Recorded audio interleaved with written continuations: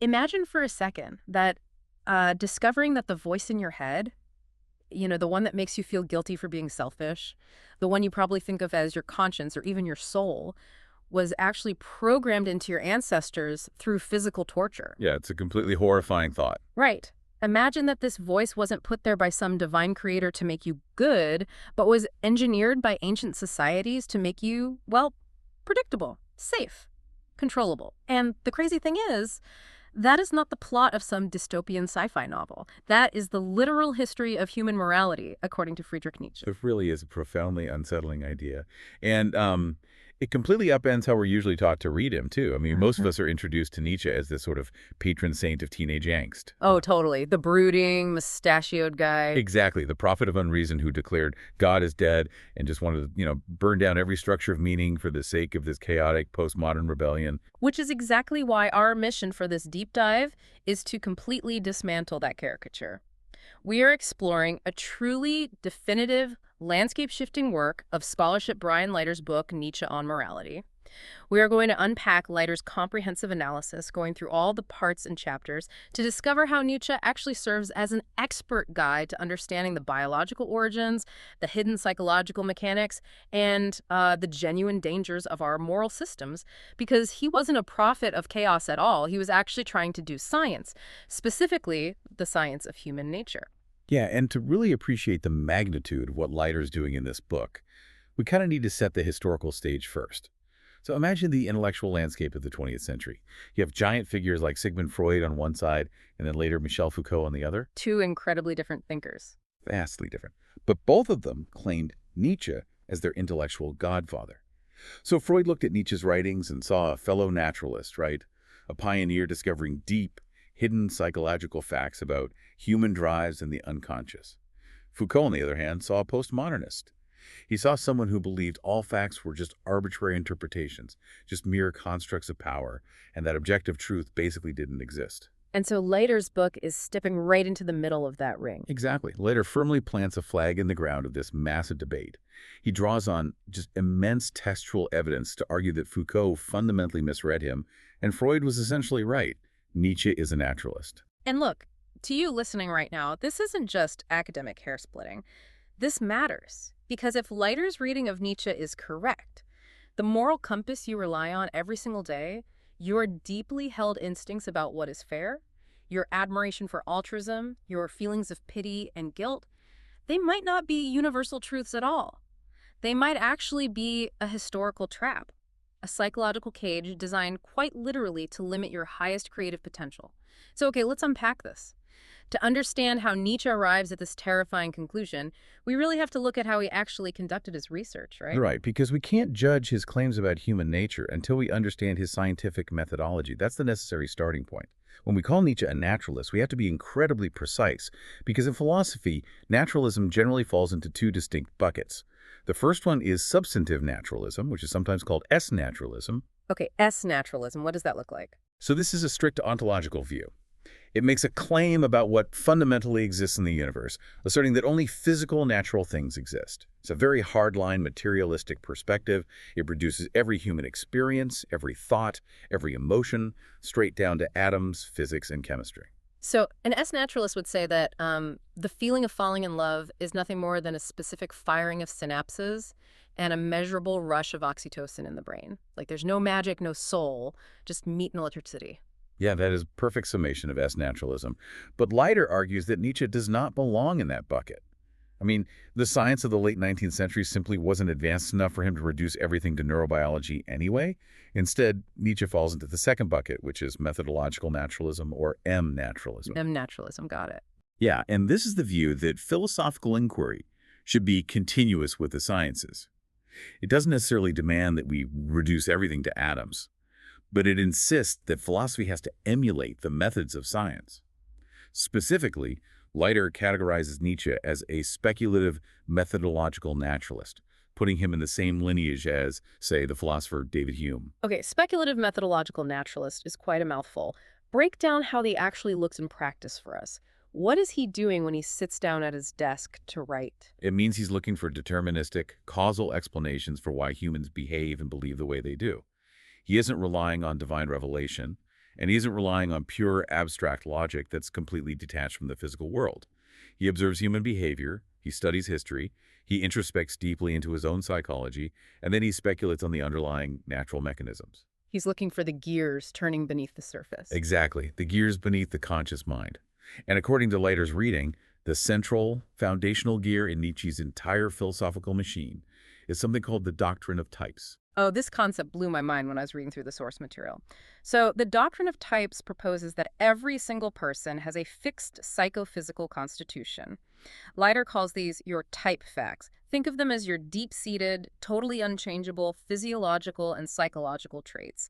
And Nietzsche's argument is that these type facts deterministically cause your beliefs, your values, and your actions. Right, which means you don't choose your moral philosophy by rationally weighing arguments in a vacuum. No, your moral philosophy is literally just a biological symptom of who you essentially are. It is a profoundly deterministic way of looking at human belief systems. Leiter points to this really magnificent passage in Nietzsche's preface to the Genealogy of Morality. Nietzsche compares human beings to trees. He writes that our thoughts, our values, our every yes and no grow from us with the same absolute inevitability as fruits born on a tree. He goes so far as to call a person's moral philosophy a physiological memoir. I want to linger on that for a second because the implications are just massive. He's saying that if I hold a deep belief in, say, human rights, or if I donate to charity because I believe altruism is the highest good, I shouldn't pat myself on the back for being this rational, objective thinker who arrived at the quote-unquote correct moral answer. I am just a tree growing the specific fruit my biological roots dictated. My belief in charity is just a symptom of my type facts. Oh, you're hitting on the exact nerve that makes Nietzsche so controversial. Your values are a symptom of your underlying biological and psychological health, or perhaps your underlying sickness. You do not consciously construct your worldview.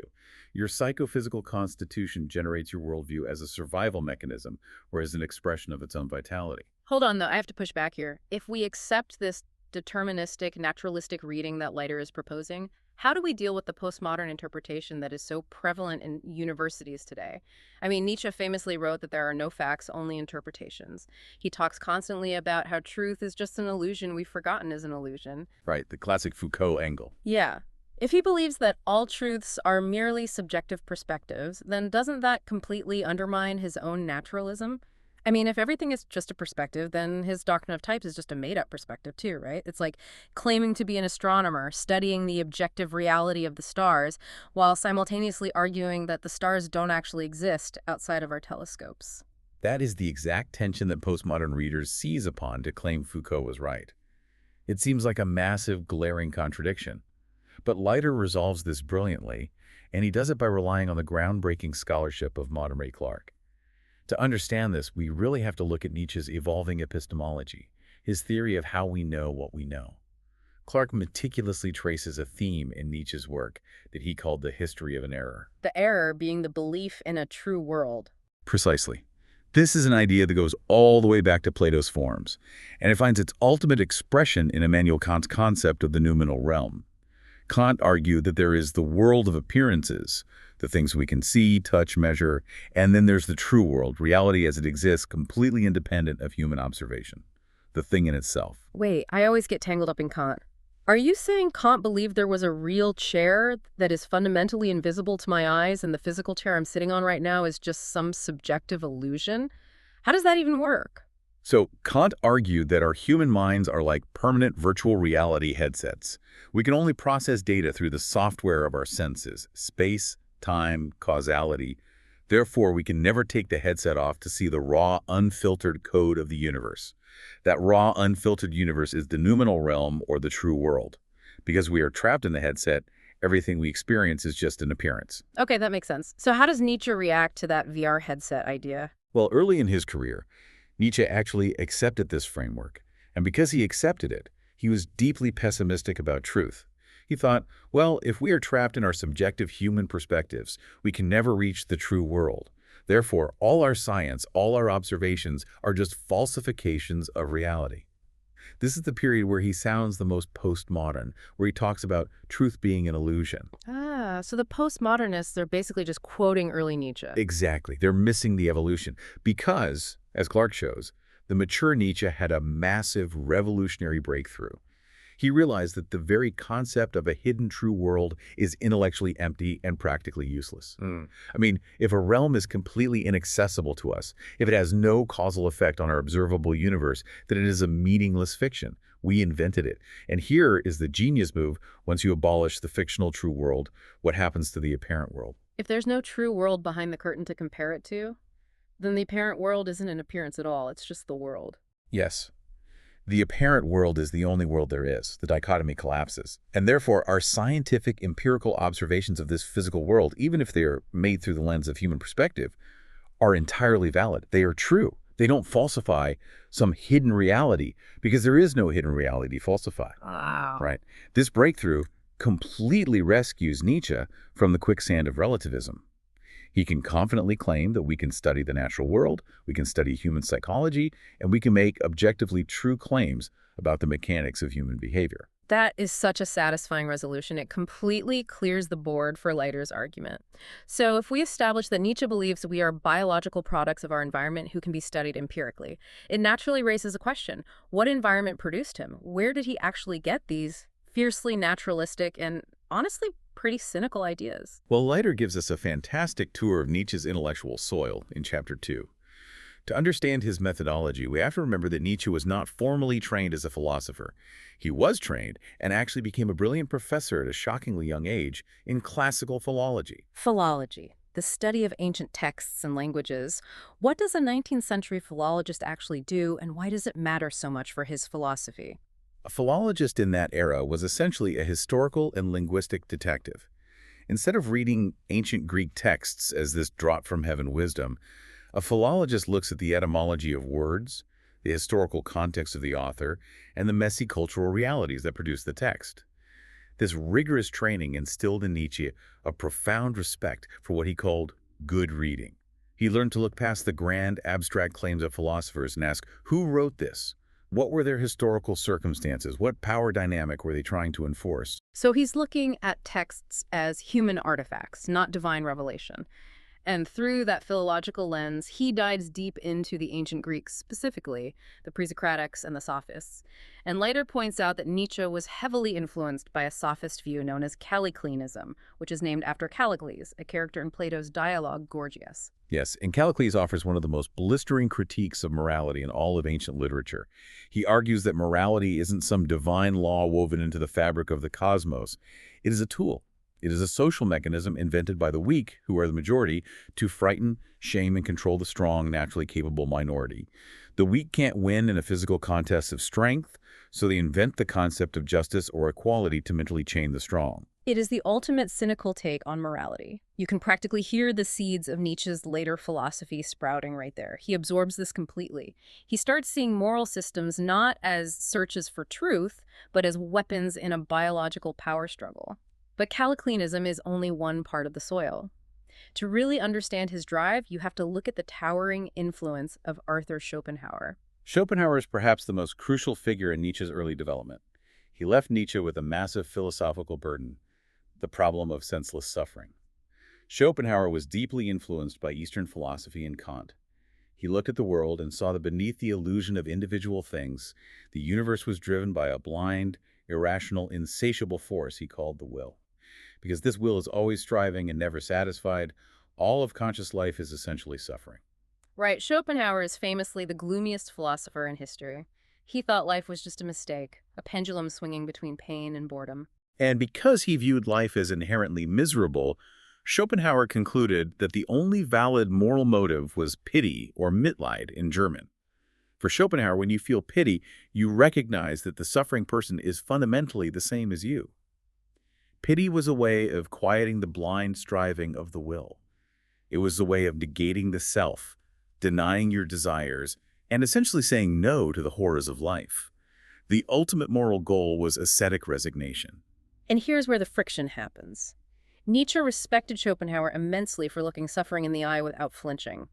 But he violently rebelled against Schopenhauer's conclusion. Nietzsche looked at pity and thought, this doesn't save us, this drains us. He argued that pity doesn't decrease suffering, it actually multiplies it. Exactly. When you pity someone, you absorb their pain, sapping your own vitality. I think about this in modern terms all the time. Imagine a brilliant surgeon who feels such debilitating emotional pity for every single patient she loses that she burns out and quits medicine entirely. Pity didn't make the world better. In that case, it robbed the world of a great surgeon. That is exactly the dynamic Nietzsche feared. He saw Schopenhauer's philosophy of pity as a recipe for human diminishment. Nietzsche wanted to find a way to say yes to life, to embrace existence with all its senseless suffering, without resorting to the life-denying resignation of pity. And the final ingredient in this intellectual soil, according to Leiter, is mid-19th century German materialism. Thinkers like Ludwig Büchner were making massive waves by arguing that human beings are entirely products of nature. No immortal soul, no divine spark, just biology, chemistry, and environment. Yeah, and while Nietzsche didn't adopt their strict reductionist materialism, he thought reducing human consciousness entirely to mechanics was a bit crude. He fully embraced their foundational premise. We must, as he put it, translate man back into nature. We have to stop treating humans as part angel and start treating them as complex animals. When you combine all these influences, the historical detective work of philology, the power dynamics of the sophists, the rebellion against Schopenhauer's pity, and the biological focus of German materialism, Leiter argues it converges into a profound sense of fatalism in Nietzsche's work, which brings up a question that has baffled readers for decades. Nietzsche famously subtitled his autobiography, Ecce Homo, with the phrase, "How one becomes what one is." How does that possibly square with fatalism? If I am fated to be who I am based on my biological type facts, does that mean I shouldn't even try to change? What does it mean to become what you already are? It sounds like a paradox, absolutely, but within his naturalistic framework, it makes perfect sense. For Nietzsche, becoming what you are is not a project of conscious, agonizing self-improvement. It is not about setting a goal to become a great artist or successful entrepreneur and white-knuckling your way there through sheer willpower. Rather, it is a process of natural unfolding. Think of the acorn analogy again. Yes, the acorn doesn't strive to become an oak tree. It doesn't read a self-help manual on how to grow branches. Assuming it isn't crushed or starved of water, it unfolds into an oak because that is what its genetic code dictates. It cannot choose to become a pine tree. If you are what Nietzsche calls a higher type of human, you will naturally gravitate toward the specific challenges, the intense sufferings, and the creative outbursts that define your type. You don't consciously direct the process from a detached control room. You merely fulfill your biological and psychological destiny. You just grow the fruit your tree was meant to grow. But this fatalism, this anchoring of human behavior in unyielding natural causality, it puts Nietzsche on a massive collision course with traditional morality, because traditional morality demands that we choose to be good. And this brings us to chapter 3 and Leiter's dissection of what he calls morality in the pejorative sense, or MPS. Because Nietzsche doesn't hate all values. He isn't a nihilist who thinks nothing matters. He is specifically targeting a historically dominant construct. That acronym, MPS, is one of Leiter's most useful tools for understanding Nietzsche. It isolates the exact target of his anger. MPS isn't just being a nice person, it is a specific systemic worldview. So Leiter actually breaks this whole MPS thing down into two parts. Two distinct components, a descriptive component and a normative component. Okay, let's start with the descriptive component. This refers to the core beliefs MPS holds about how human nature actually functions. And Leiter points out that MPS requires 3 fundamentally false beliefs to operate. First, it requires a belief in free will. Specifically, the idea that humans are autonomous, that we are the ultimate uncaused cause of our own actions.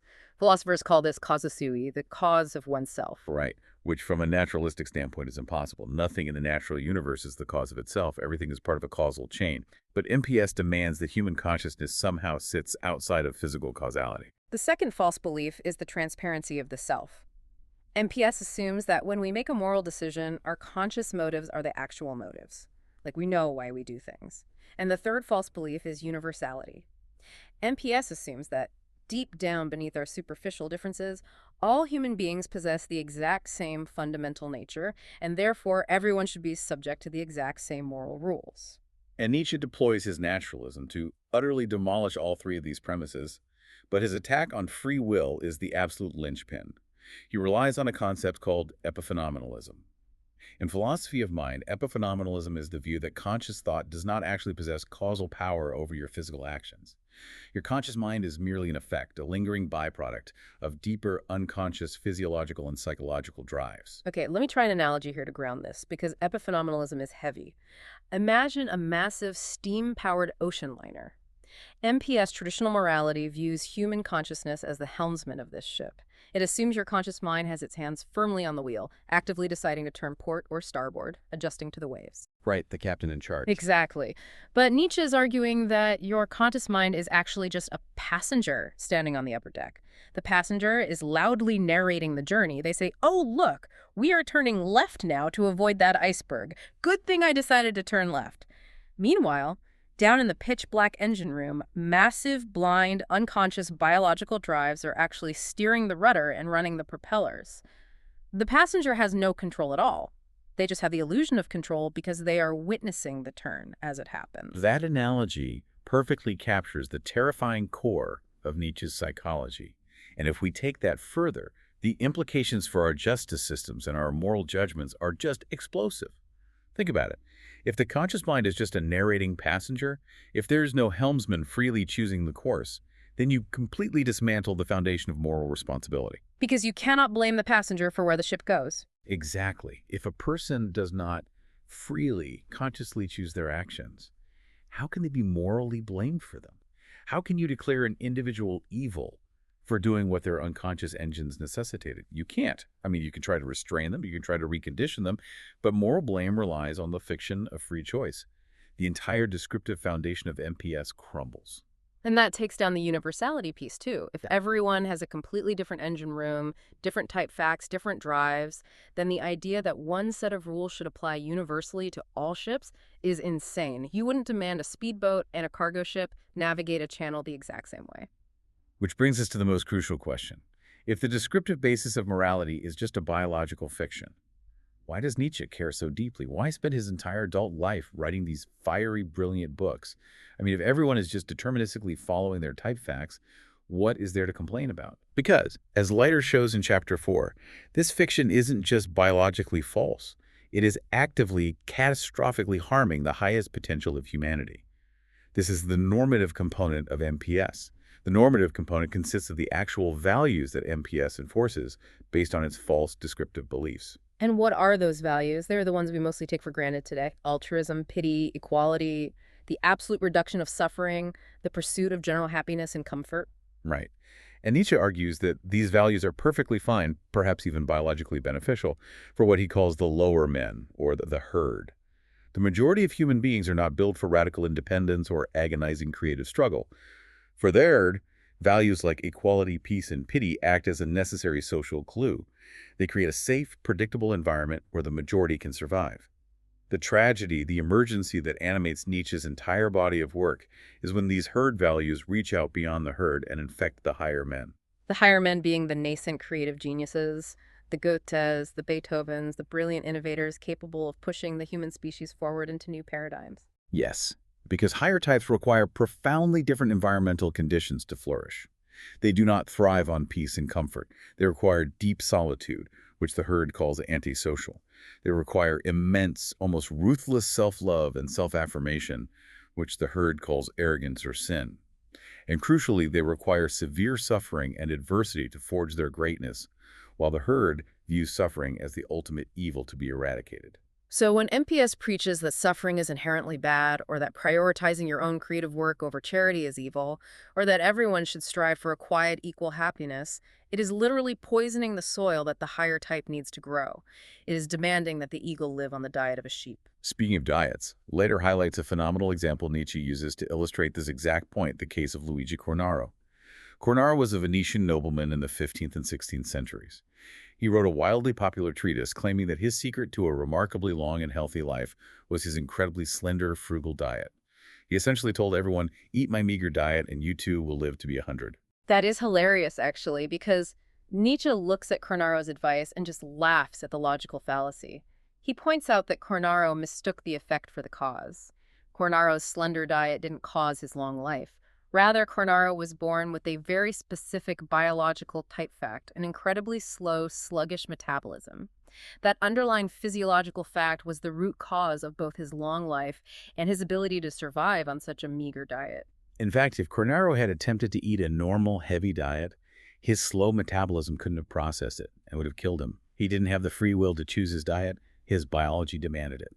And Nietzsche's arguing that morality in the pejorative sense makes the exact same catastrophic error with human virtues. MPS looks at a calm, peaceful, herd-like person and says, ah, look at them. Their practice of the virtue of peacefulness and humility causes them to be a good, thriving person. Therefore, everyone should practice humility. But Nietzsche says no. Their biological weakness, their lack of strong, aggressive, overflowing drives, is the cause of their peacefulness. They are peaceful because they lack the capacity to be dangerous. It is a profound category error. You cannot force a biologically strong, aggressive, creatively overflowing type to adopt the diet of the weak and expect them to thrive. If you force a Beethoven or Napoleon into the straitjacket of humility and altruism, it will literally make them physiologically and psychologically sick. Okay, but hold on. I have to interject here because this brings up the most common, glaring critique of Nietzsche's entire project. If Nietzsche's arguing that all values are just expressions of biology and that there are no objective moral facts written into the fabric of the universe, isn't his own preference for the higher men just his subjective opinion? That's the million-dollar question. Right. How can he sit there and write that MPS is wrong or harmful if he is an anti-realist about value? If there's no objective good or bad, he has no moral high ground to say the herd is poisoning the eagle.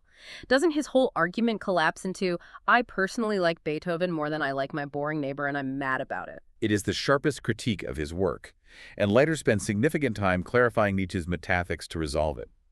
And the answer is uncomfortable for many. Nietzsche is absolutely an anti-realist about value. He does not believe there is some magical objective realm where the statement Beethoven is objectively more valuable than the herd is written in the stars. There are no objective moral facts. So he admits it's just his opinion. Yes, but with a caveat. When Nietzsche calls something higher or lower, he isn't describing a universal truth that everyone must logically accept.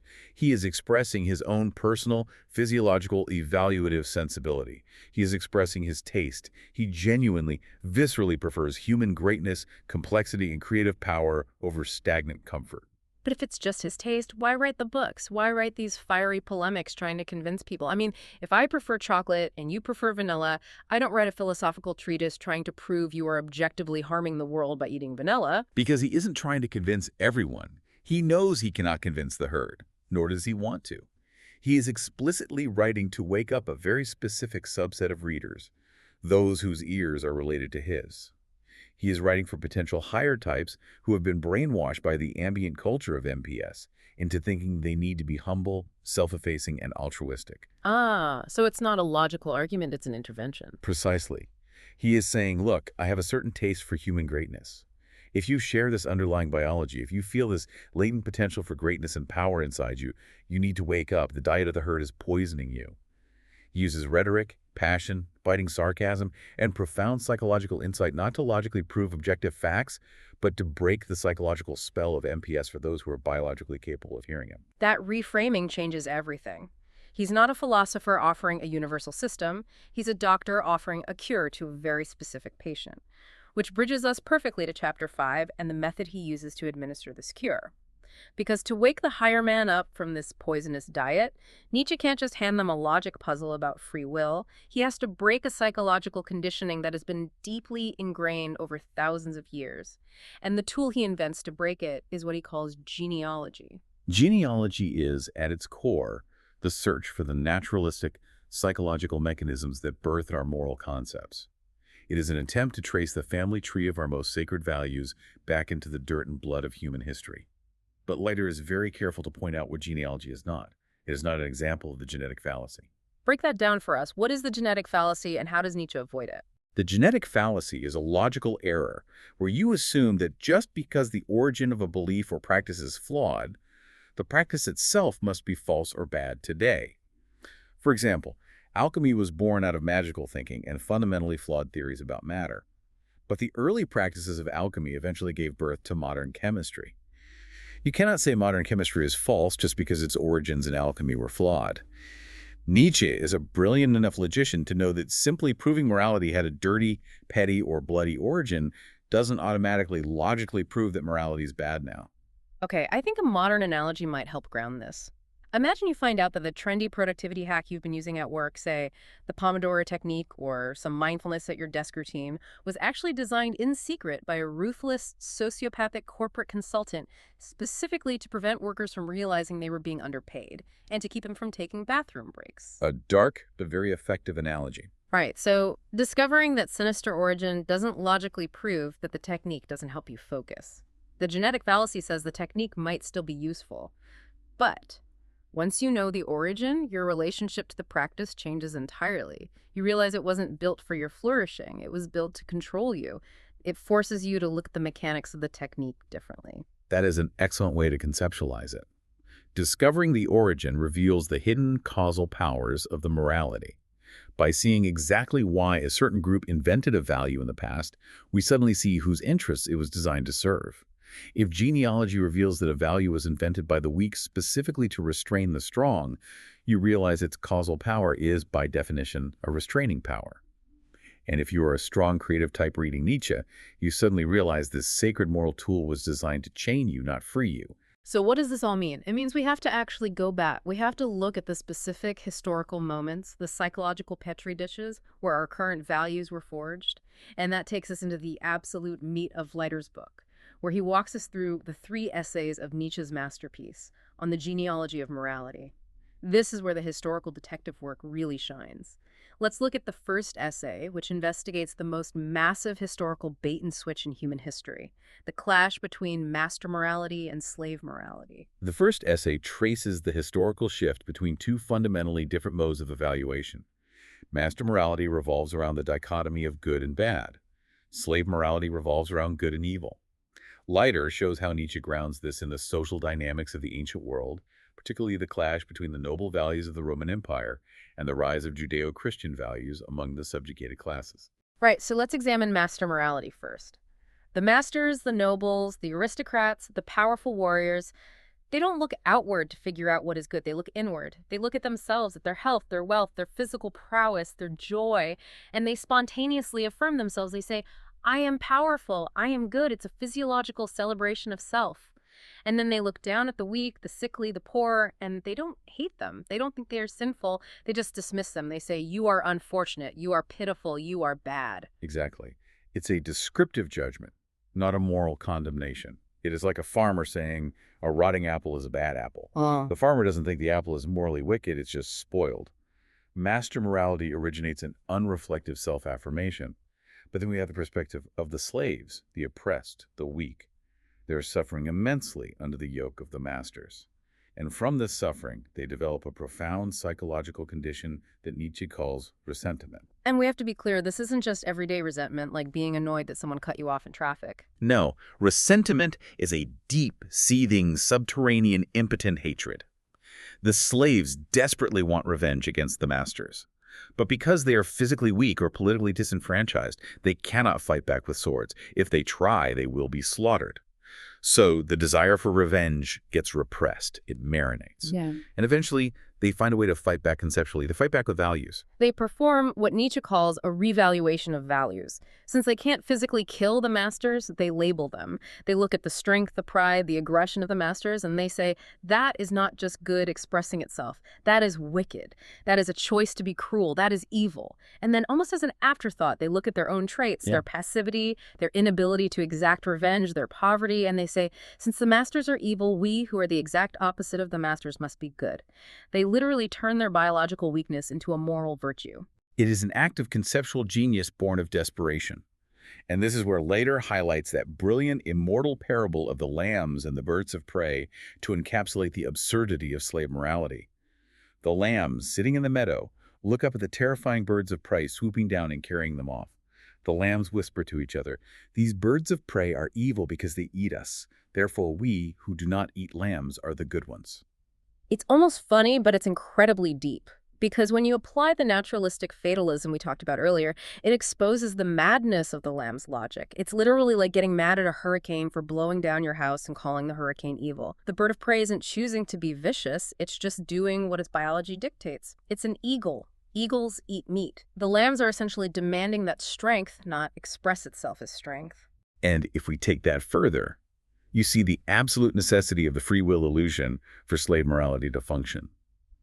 The lambs have to invent the idea of free will. They have to convince themselves and eventually convince the eagles that the eagle has a choice in being aggressive. Because if the eagle has a choice, then the eagle can be held morally accountable. The eagle can be made to feel guilty for being an eagle. This was the psychological triumph of the slave revolt in morality. They used the fiction of free will to mentally chain the strong. You see this dynamic playing out today, don't you? Look at certain aspects of internet cancel culture or massive social media mobs. It is often the structurally weak people behind keyboards using the language of moral outrage to tear down anyone who shows strength, success, or deviation from the herd's accepted norms. It is the modern manifestation of resentment. That is a very apt modern analogy. The mechanism of resentment is entirely alive and well. But historically, this leaves a massive question. The slaves invent this concept of evil, they invert the values, and they claim the moral high ground for themselves. But how on earth did they get the eagles to internalize it? It's one thing for the lambs to whisper that the eagles are evil. It's another thing entirely for the eagle to actually start believing it, to get that voice in its head that makes it feel guilty for its strength. Where did the internal voice of conscience come from? And that takes us into the incredibly dark territory of the second essay, The Bloody Origins of Conscience. To answer how we got a conscience, Nietzsche has to go back even further in human prehistory, long before the slave revolt. He asks a very basic biological question. How do you breed an animal that is capable of making a promise? Because making a promise requires a persistent memory of the future, a predictable regularity. And human beings in our raw, natural, animal state are forgetful. We were driven by immediate instincts, hunger, and passing desires. So how did early human societies force us to have a memory? Leiter spells out Nietzsche's brutal answer through pain, blood, torture, and sacrifice. The mnemonics of pain. If you want to make an animal remember a rule, you burn it into their flesh. Early human societies use extreme public cruelty to force individuals to remember the rules of the tribe. Yes, and this brings Nietzsche to the earliest form of social contract, the economic relationship between creditor and debtor. In early human history, justice had absolutely nothing to do with moral rehabilitation or right and wrong. It was a pure, cold economic exchange. If you broke a promise, if you didn't pay back a debt of goats or grain, the creditor didn't just forgive you, and they didn't send you to moral rehabilitation. The creditor got to extract equivalent pleasure by inflicting physical pain on you, the debtor. They literally cut off a pound of flesh. Exactly, because we are animals wired to find a certain primal pleasure in exerting power over others.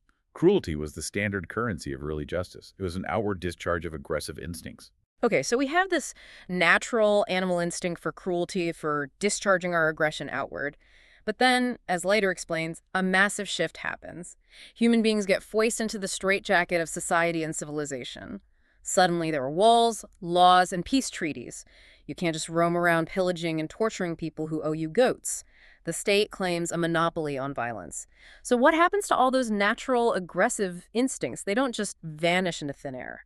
They do not. And this is perhaps one of Nietzsche's most profound psychological insights, one that heavily prefigures Freud's theories of repression. When an instinct cannot be discharged outward, it turns inward. It internalizes. Human beings, suddenly trapped in the cage of civilization, began to attack themselves. The cruelty that we used to inflict on debtors, we started inflicting on our own minds. We started tearing ourselves apart, evaluating ourselves, punishing ourselves mentally for our natural desires. This inward turning of our aggressive instincts is the birth of what Nietzsche calls the bad conscience. It's the voice in your head telling you that you are fundamentally flawed. But Leiter makes a crucial distinction here. This raw bad conscience isn't fully what we call guilt yet, right? It's just this generalized, internalized cruelty. It takes a specific cultural catalyst to weaponize this bad conscience into the moral guilt we know today. And that catalyst is religion, specifically the evolution of how we view our ancestors and the gods. Early tribes felt a debt to their ancestors for providing the foundation of the tribe. As the tribe grew more powerful, the ancestors were elevated into gods. The debt to the gods grew. You owed them for your existence. But then, with the rise of the Christian God, the mechanism reaches its absolute terrifying zenith. Break down the mechanics of that. How does literal debt to a god turn into emotional shame and sin? Because the debt becomes infinite. You have the concept of an infinite, perfect creator who sacrifices himself for the sins of the debtor humanity. The creditor pays the debt for the debtor. It is a debt so massive, so profound, that it is literally unpayable. And here, Nietzsche points out a brilliant linguistic connection. The German word for debt is Schuld. The German word for guilt is also Schuld. Through this religious maneuver, the economic concept of unpayable debt is permanently moralized into the psychological state of infinite, irredeemable guilt. If we connect this to the bigger picture, this completely shatters how we view our own inner lives. The guilt you feel when you do something selfish isn't some divine spark of goodness or the voice of an immortal soul guiding you toward the light. According to Nietzsche, it is literally your own biological instinct for cruelty, denied an outward target, dressing itself up as holy piety and ripping your own psyche to shreds. You are playing both the creditor and the debtor inside your own head, extracting pleasure by torturing yourself. It is a horrific, brilliant mechanism, and it perfectly primes the human animal for the final piece of the puzzle. Because if you lay all this out, you have to ask a fundamental question: why would humanity accept this miserable state? Why wouldn't we just reject infinite guilt and try to find a way back to a healthy, outward expression of our drives? Why this specific architecture of self-torture conquer the globe? And that takes us to the third essay of the genealogy, which holds the terrifying answer to why we bought into the system. It revolves around a concept called the ascetic ideal. The ascetic ideal is the ideal of self-denial. It is the glorification of fasting, chastity, poverty, self-flagellation. It is the underlying belief that the physical world, the body, and natural desires are somehow sinful, and that true value lies in denying them. Why did this life-denying ideal become the dominant mode of human existence? Nietzsche argues that we have to look at the fundamental problem of human psychology. The problem is not that we suffer. We are animals. Suffering is a baseline biological fact. The problem that threatens to destroy humanity is meaningless suffering. Right, as Nietzsche famously writes, man would rather will even nothingness than not will. We can endure almost any amount of pain, provided we have a reason for it. If a marathon runner collapses at the finish line in agony, they don't care because the pain means they achieved their goal. But if you inflict that exact same physical pain on someone for no reason, they will break psychologically. Without a reason for suffering, we fall into suicidal nihilism. We just give up and die. So enter the figure of the ascetic priest. This figure looks at the suffering, guilty, internalized masses who are on the brink of nihilism, and he offers them a lifeline. He provides a meaning. He says, I know why you are suffering. You are suffering because you are guilty. You are suffering as a punishment for your sins, for your worldly desires. The pain is a path to salvation. It's like a toxic self-help guru today who convinces you that your anxiety is proof that you are spiritually broken and then sells you a 10-step course on how to suppress your ego to get better. The guru creates the disease and sells the cure. It is a toxic meaning, to be sure, but as Leiter points out, it is still a meaning. It saved humanity from suicidal nihilism. By giving the suffering a narrative, even a narrative of self-blame, the priest maximized the human feeling of power over their own lives. They weren't just random victims of a chaotic universe anymore. They were participants in a cosmic moral drama. The ascetic ideal preserved life, even if it was a sick, constrained, self-hating version of life. Right, but I have to push back here on behalf of modern readers. I can hear someone listening to this right now saying, okay, sure, maybe people in the Middle Ages believed the ascetic priest. Maybe they beat themselves with whips and felt guilty for existing. But I'm a modern, secular person. I don't believe in original sin. I don't go to confession. I believe in science. I believe in objective truth and rationality. Haven't we, in the 21st century, escaped the ascetic ideal? Here's where it gets really interesting, because later shows how Nietzsche answers this. Oh, he drops the absolute hammer on modern secularism. He argues that modern science and the absolute unquestioning will to truth are not the opposites of the ascetic ideal. They are simply its newest, most noble, and most insidious forms. Wait, how is the scientific method ascetic? How is looking through a microscope a form of self-denial? Think about what absolute faith in science and objective truth demands of us psychologically. It demands that we sacrifice our comforting illusions, our subjective desires, our very humanity on the altar of cold, hard facts. It says that truth is more important than life, more important than happiness, more important than beauty. By setting up truth as an absolute, objective God that we must bow down to, regardless of how much it hurts or diminishes us, we are still practicing self-denial. We are still saying that this messy, bodily, subjective life is worth less than some transcendent, objective ideal. That is mind-bending. He's saying that the atheist scientist who dedicates his life to finding a cold, depressing truth about the universe, say, that we are just random specks of dust in a heat-dying cosmos, is running the exact same psychological software as the monk starving starving himself in a cave. They are both denying life in service to a higher power. It's just that the scientists replaced God with truth. Exactly. Leiter shows how Nietzsche believes we haven't escaped the shadow of the ascetic priest at all. We've just put him in a lab coat. This is a breathtaking and honestly almost terrifying view of human history and psychology. It's a masterclass in tearing down illusions. But as we transition into the final stretch of Leiter's book, the postscript, we have to ask the hard question. As we sit here today with all our advancements in neuroscience, genetics, and cognitive psychology, was Nietzsche actually right? I mean, he was doing this speculative naturalism in the late 1800s, basically sitting in a room thinking really hard about history in his own mind. Did he nail the mechanics of human nature, or was he just spinning elaborate, edgy poetry? Leiter's postscript addresses this head-on, and the conclusion is incredibly vindicating for Nietzsche. When you look at modern empirical psychology, it heavily supports Nietzsche's wild speculations. For instance, Leiter brings in the work of Jonathan Haidt, a prominent modern moral psychologist. Haidt's social intuitionism model argues that human moral judgments are almost entirely post hoc rationalizations of unconscious emotional reactions. We feel disgust or approval first, driven by our biology and socialization, and then our conscious brain scrambles to invent a logical moral reason for why we feel that way. Which is exactly what Nietzsche was saying with the ship analogy. The passenger is just narrating the journey, pretending they are steering. Precisely. And Leiter also cites Daniel Wegner's extensive psychological research on the illusion of conscious will. Wegner provides hard empirical data showing that the conscious experience of intending to do an action is often generated in the brain after the brain has already initiated the action unconsciously. This is scientific proof of Nietzsche's epiphenomenalism, the idea that our conscious choices don't actually initiate our actions, they're just a byproduct of deeper mechanisms. It's amazing that by using just ancient historical texts, raw introspection, and the very early rumblings of materialist science, Nietzsche basically predicted the findings of 21st century cognitive science 150 years early. That is the definition of genius. But Leiter does offer one important caveat, right? To rescue Nietzsche's credibility today, we have to throw out one specific part of his philosophy. Yes, Leiter makes a crucial distinction regarding the famous concept of the will to power.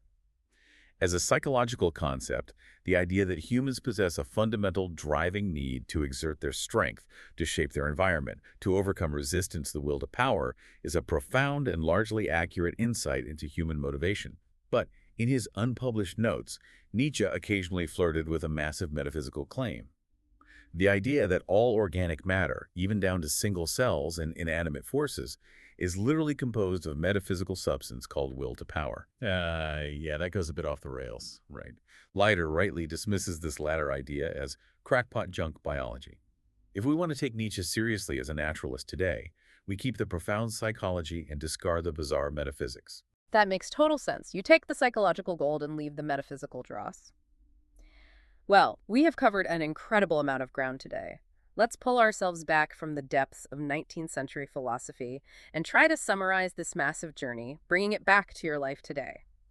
First, we learned that Nietzsche is not a purveyor of random postmodern chaos. He is a rigorous methodological naturalist who viewed humans as biological animals driven by fixed type facts. And second, we discovered that morality in the pejorative sense, the traditional moral compass of altruism and equality most of us use, is not a universal truth. It is a historical construct built on the biological illusion of free will. It was designed by the weak through the seething hatred of resentment, specifically to chain and limit the strong. Third, through the method of genealogy, we expose that concepts like good and evil and the voice of guilt in your head are actually the products of ancient power struggles, internalized cruelty, and the desperate human need to give suffering a meaning via the ascetic ideal. So what's the big takeaway from all this? The ultimate takeaway here, the insight that Leiter so masterfully extracts from Nietzsche, is this: the morality you inherited was not designed for your personal flourishing. It was not designed to help you reach your highest creative potential. It was designed, historically and psychologically, to keep the herd safe and to make the unbearable suffering of existence tolerable for the majority.